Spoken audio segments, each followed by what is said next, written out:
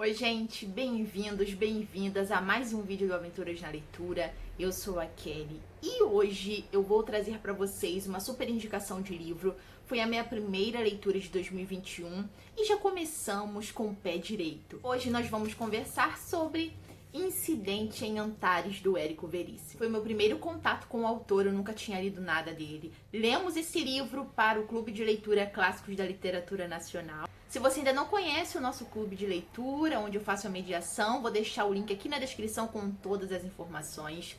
Mas esse livro foi a leitura de dezembro, que nós acabamos estendendo um pouquinho a discussão para janeiro. Então, fizemos a discussão. Eu tenho o hábito de escrever nos livros, né? Eu digo que eu não apenas escrevo nos livros, eu converso com eles. Então, foi um livro que eu conversei demais, cheio de anotações, de marcações também. Onde a gente vê muita coisa que infelizmente ainda está presente nos dias atuais. Incidente em Antares foi publicado em 1971, faz parte da segunda geração do modernismo, que é aquele período em que os escritores falavam muito sobre os problemas do país, né? Então levantavam muitos questionamentos nas obras, e é isso que a gente vê demais do início ao fim em Incidente em Antares. E eu gosto muito de livros assim. Para quem gosta também de história com H maiúsculo, com certeza vai gostar muito. O autor contextualiza tudo. Ele fala da Guerra do Paraguai, ele fala sobre o governo Vargas, ele fala sobre a construção de Brasília, sobre também o início da ditadura militar. Esse livro carrega um aparato histórico riquíssimo. Mas vamos para a história. Esse livro é dividido em duas partes. A primeira parte, Antares, e a segunda, Incidente. A primeira parte, Antares, a gente conhece um pouco mais sobre aquele povo, né, o povo da cidade de Antares, que a princípio se chamava Povinho da Caveira, uma região lá do Rio Grande do Sul. Foi elevado à categoria de cidade e recebeu o nome de Antares. E tem toda a explicação também do porquê Antares, enfim.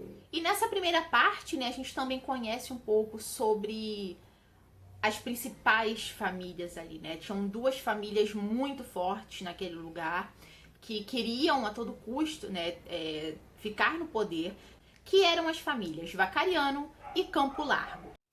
E essas duas famílias têm muitas diferenças, principalmente políticas. Elas pertencem a posições opostas politicamente, então tem muitos conflitos entre eles. Interessante destacar também que logo no início eu vi uma ligação muito forte com Bacurau. Eu anotei até, não sei se vocês assistiram, mas eu super recomendo. É um filme nacional, importantíssimo.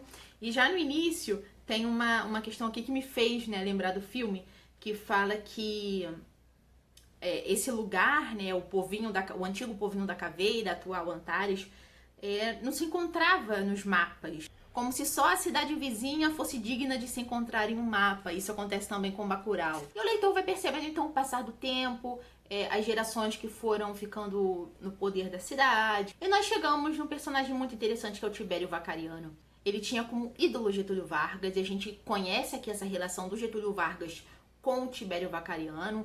Aqui também é relatado o dia que Getúlio Vargas chegou na cidade de Antares. E mostra também, né, como que o Tibério apoiava tudo que o Getúlio fazia. Como se Getúlio fosse um modelo ideal de ser humano e de político para o Tibério Vacariano.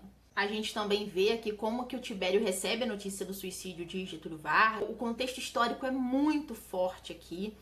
E é interessante como o Érico Veríssimo insere esses personagens da política no livro.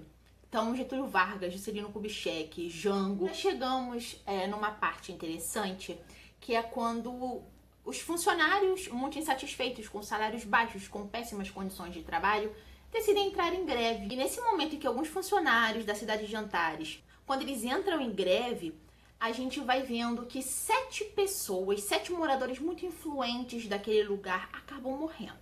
E no livro, o que impressiona muito o Tibério principalmente é que os coveiros também entraram em greve. Ou seja, como eles iriam enterrar esses moradores de Antares que faleceram. No clube de leitura a gente até discutiu algo bem interessante sobre essa questão do número 7, né? 7 moradores. Tem a ver com os 7 pecados capitais, tem a ver com a questão do 7 na Bíblia também, enfim, uma discussão bem interessante. E aí eu deixo uma curiosidade aqui no meio da história para vocês. Érico Veríssimo teve a ideia de escrever Incidente em Antares numa viagem que ele fez para os Estados Unidos, passando numa banca de jornal, ele viu uma capa de uma revista onde mostrava ali que os coveiros estavam em greve. E aquilo chamou muito a atenção dele. Ele estava escrevendo um livro que se chamava A Hora do Sétimo Anjo, deixou esse livro na gaveta e partiu para escrever Incidente em Antares. Então, voltando aí à história, os coveiros também entraram em greve. E a população, né, ficou desesperada, começou um cheiro muito forte, enfim. E aí a gente vem na segunda parte, que é o incidente.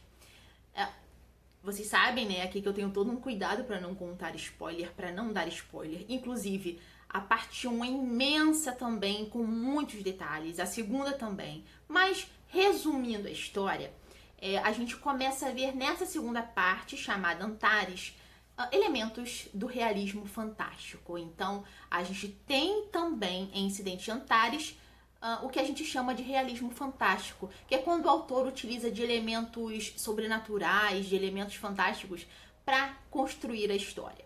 Então, o que acontece aqui? Esses mortos, né, os 7 mortos e 7 moradores de Antares, acabam voltando à vida. Isso não é um spoiler, na verdade, porque até na sinopse você encontra isso.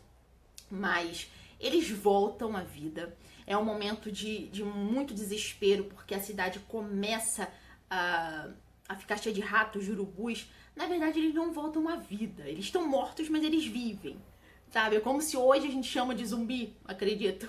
Mas eles voltam à vida. Só que eles estão lúcidos, eles estão cientes. E numa sexta-feira 13 acontece um evento que marcou a história de Antares, onde esses 7 mortos, esses 7 defuntos, reuniram toda a população na praça principal de Antares para, digamos, o português popular, jogar merda no ventilador.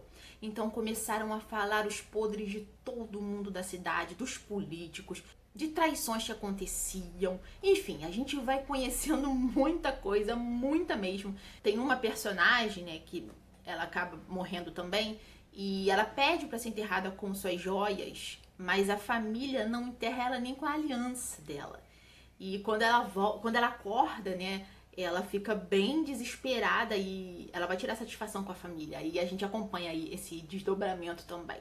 E, gente, o final da história eu deixo para vocês descobrirem. O povo de Antares teve que lidar com isso, e essa situação foi tendo uma proporção muito grande. Pessoas de outros lugares também tomaram conhecimento disso. Então, o final, a gente acaba descobrindo o que será que aconteceu, né? Será que os mortos ficaram vivos? Será que eles foram enterrados? Será que tudo foi alucinação? Enfim, vou deixar para vocês descobrirem esse final desse livro que me marcou muito. Como eu disse no início do vídeo, eu já comecei o ano com o pé direito. Um livro muito importante para a nossa literatura. Um livro também que rendeu muitas críticas ao Érico Veríssimo, porque ele criticava o governo vigente, criticava também a Era Vargas, criticava a ditadura militar, o uso das forças armadas, né, que privava o povo da liberdade. Um livro riquíssimo que você vai ficar pensativo com certeza em vários momentos. E uma dica, eu acabei de assinar a Globoplay, né, eu não era assinante, mas eu assinei para assistir a minissérie Incidente em Antares. Mas pelo que eu vi, eles meio que compilaram tudo, não sei, e fizeram um filme. Então lá tá como filme, eu ainda não assisti. E eu também fiquei sabendo que não relata a primeira parte, né? Essa questão toda da apresentação, da contextualização histórica, não apresenta isso, apresenta mais a segunda parte, que é justamente quando os mortos vêm à vida.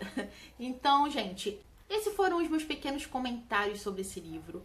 E fica a minha super indicação de leitura. Se você já leu, se você quer ler, me conta aqui nos comentários.